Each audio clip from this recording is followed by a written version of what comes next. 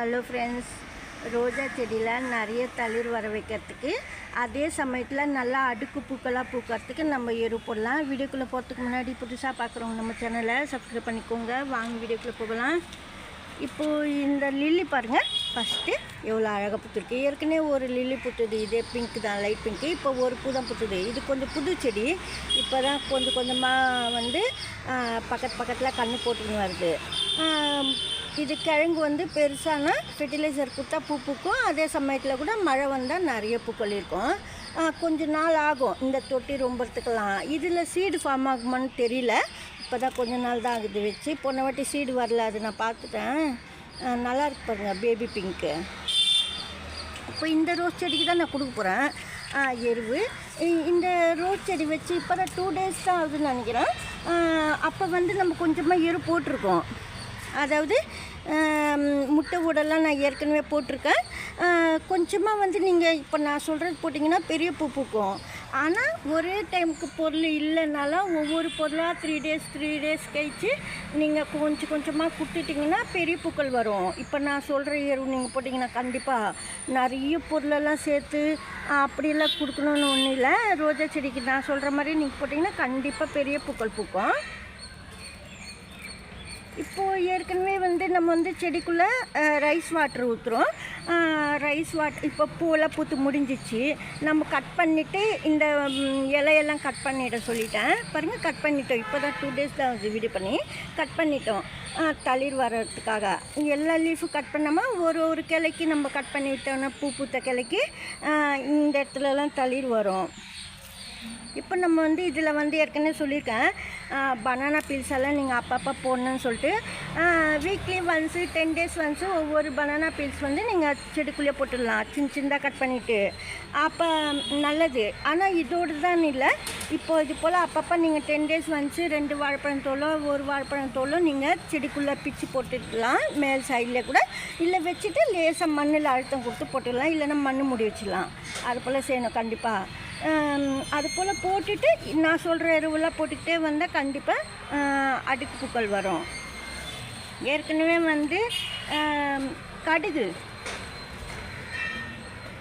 Powder வந்து நம்ம கொஞ்சம் கொஞ்சமாக சேர்க்கணும். அதாவது எந்த அளவுன்னு நான் சொல்கிறேன். நான் வந்து கவரில் வந்து கொஞ்சமாக தூள் பண்ணி வச்சுருக்கேன்.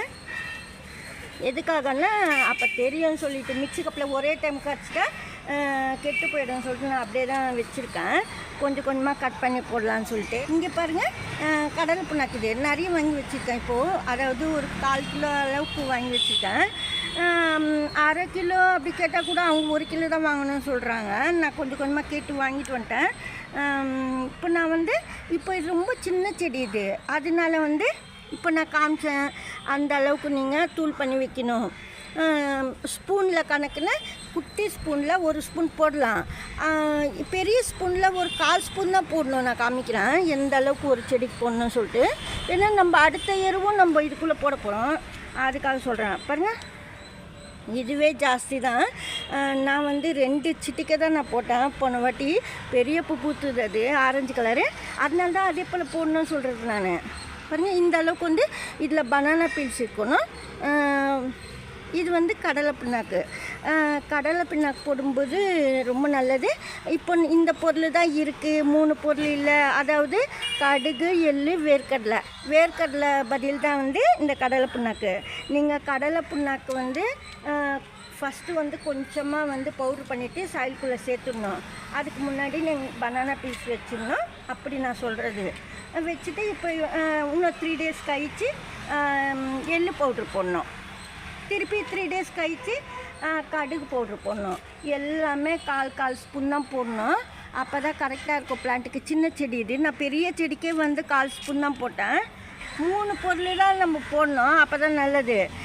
ஒரே டைம் போடாமல் 3 days வந்து போட்டுட்டு இப்போ 3 days கழிச்சு அடுத்த எரு போடணும். அது போல் கடுகு, எள்ளு அது போல் போட்டுட்டு நீங்கள் வந்து வாழைப்பழம் தோல் போட சொல்லியிருக்கேன். இந்த 3 பொருள் 3 days கழிச்சு போட சொல்லியிருக்கேன். கொஞ்சமாக மோர் ஊற்றிடணும். மோர் ஊற்றினதுக்கப்புறமா வந்து அந்த மோரில் வந்து ரைஸ் வாட்டர் சேர்த்துருக்கணும். அது போல் நீங்கள் கொடுத்தீங்கன்னா பெரிய பூக்கள் பூக்கும். நீங்கள் வந்து இது போல் நான் சொன்னப்போலே நீங்கள் ரோஸ் செடி கொடுத்தீங்கன்னா எருவு கண்டிப்பாக வந்து பெரிய பூக்கள் பூக்கும், அடுக்கு பூக்கள், ரோஜா பூ. அதே சமயத்தில் சாயலுக்குள்ளே நீங்கள் நான் ஏற்கனவே சொல்லியிருக்கிறேன் கருவேப்பிலை, முருங்கைக்கீரைலாம் சொல்லிட்டு அது கூட நீங்கள் சேர்த்தே ஆகணும். அப்போ தான் பெரிய பூக்கள் பூக்கும். ஏன்னா ஏற்கனவே சொல்லியிருக்கிறேன் ரோஜா செடியில் இந்த பொருளெல்லாம் இருக்கணும்னு சொல்லிட்டு. இன்னும் நம்ம கடையிலலாம் எரு வாங்காமல் நம்ம வீட்டில் இருக்கிற பொருளை வச்சே தான் நம்ம வந்து ரோஜா செடி வளர்க்குறோம். அதுக்காக சொல்கிறேன் நான். இப்போ நான் வந்து ப்ளெயின் வாட்டர் ஊற்றுறேன்.